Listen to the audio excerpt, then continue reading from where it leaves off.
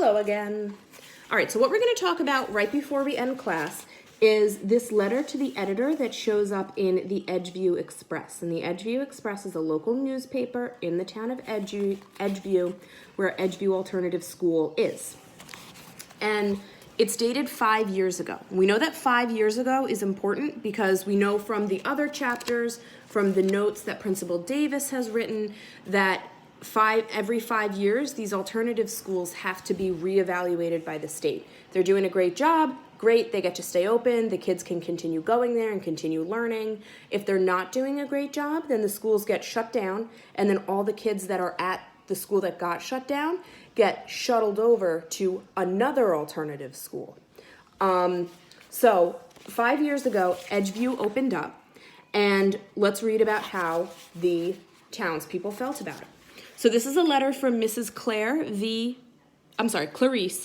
Pitowski, and I want you to pay attention to her tone. Like, does she seem excited about this school and excited about giving kids like a new learning environment, a place to succeed, or does it seem like she doesn't want anything to do with those students?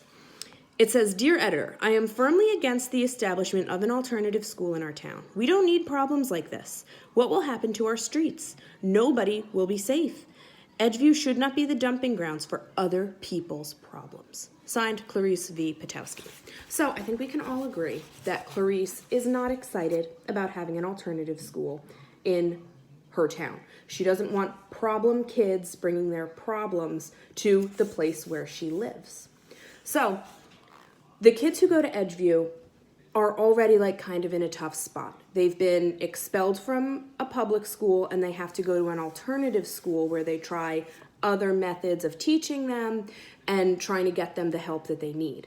So what I want you to think about, and we'll move over to the chat once this video's done. Don't click out on me yet. You get to hear my melodic voice for a few more minutes. I know you're excited. I want you to think about how the community feels, which we know is not great, about the school. And I want you to think about how that might affect its students, where they're already in a school where there's a lot going on. There's a lot of different kids who are struggling with different issues, and now they're there too. So how might that affect the kids that are there, knowing that the community around them isn't interested in having them around? Keep in mind, they're like 7th, 8th, 9th grade students. Okay, move over to the chat now.